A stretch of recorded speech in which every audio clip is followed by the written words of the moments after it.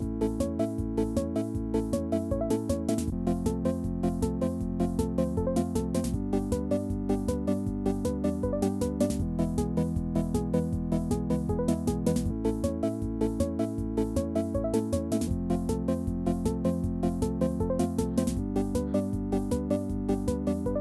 hello, my velvets. Here I am at the SHARMANKA Kinetic Theatre in Glasgow. Oh, yo. This is one of my favorite places to come when I want to feel inspired about creating art that is beautiful and dark and poetic. Come inside.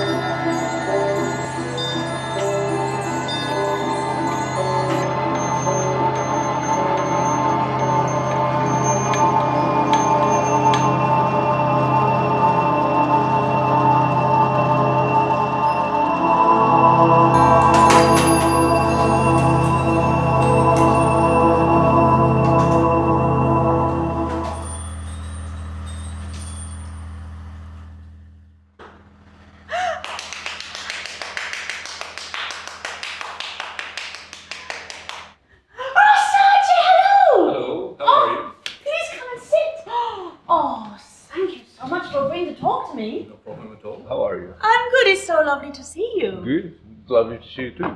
The show was really very beautiful. Oh, thank you. Fantastic. I'm glad you enjoyed it. Oh, I thought it was wonderful. I've seen a few of them, but this is the first time I saw this one. Excellent. It was very moving. Yes. Nice. I have a few little questions, if that's okay. Of course, I would love to yes. ask.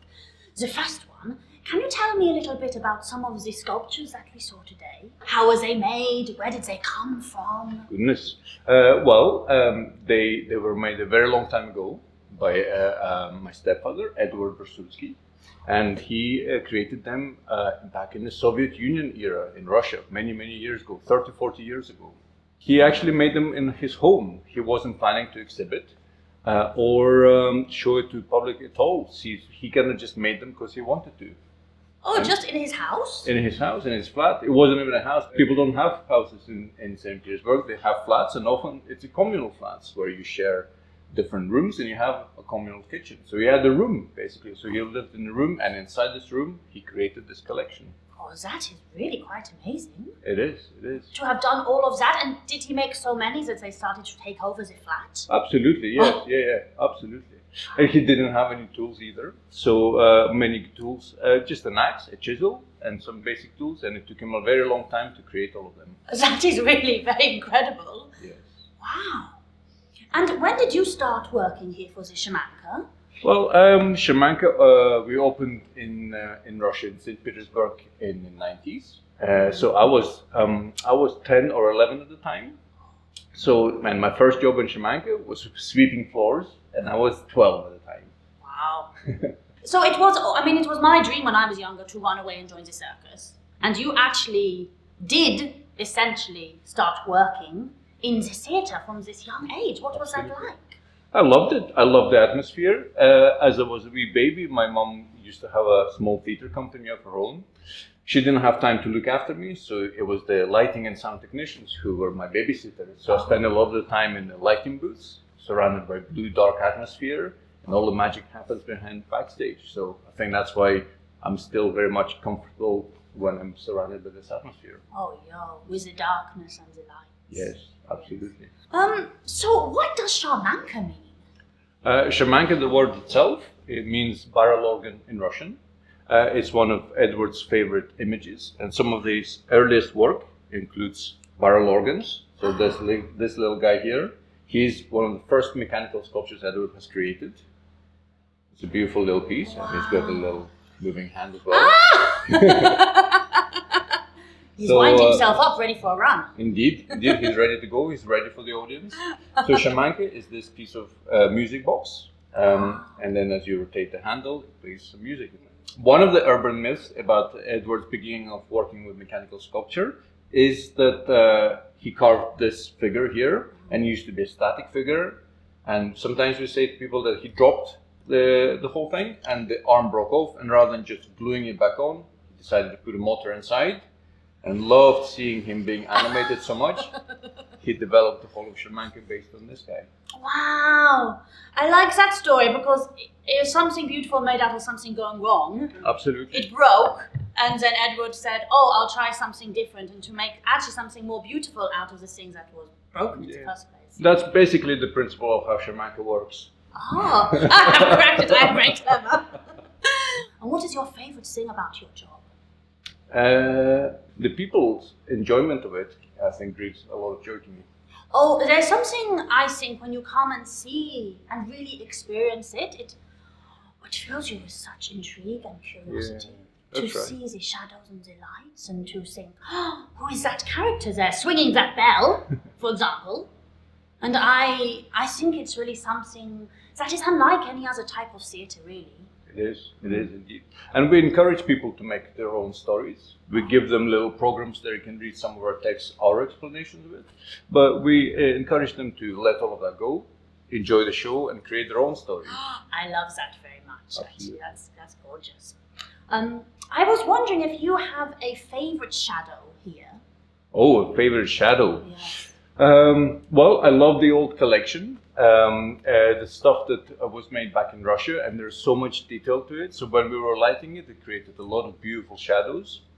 And sometimes I don't even know which shadow belongs to which artwork. I like that as well, yes. So they kind of all merge into this beautiful collage of color and movement.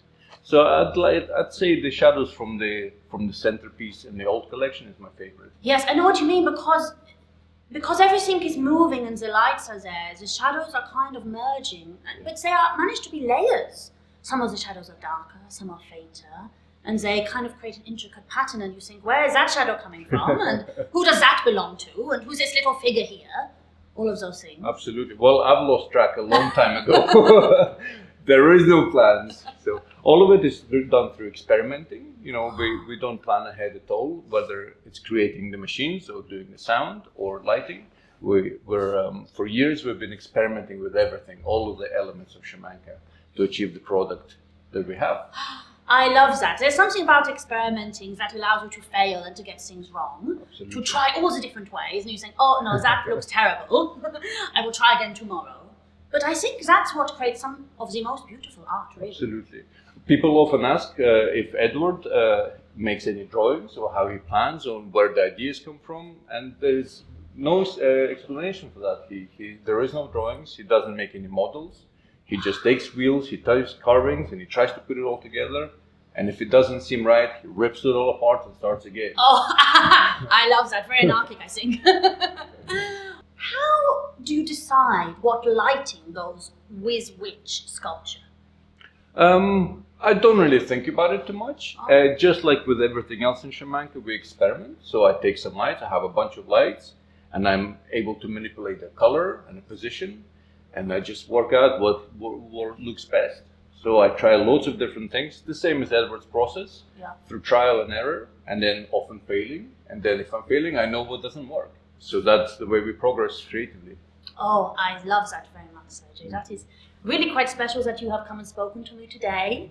And I guess maybe you have to get off to your next show now. Yes, I'll need to prepare. We've got a lot of audience coming. Oh, yo, I better get back. But thank you so much. Thank you for coming. And I will see you maybe for another show next week. I hope so. I would like that very much. much. Fantastic. Thank you. Okay, thank you. Oh, that was such a fantastic conversation with Sergey. It has filled me with so many thoughts about how I can create my own shadow theatre piece and to tell my own story with it. I'll see you next time when we'll be talking about how to create a story. Oh, yo, I'm very excited. Don't forget to like this episode if you have enjoyed it, and please subscribe to mine and Kiki's YouTube channel if you have enjoyed this little video so we can continue making more videos about art. Bye!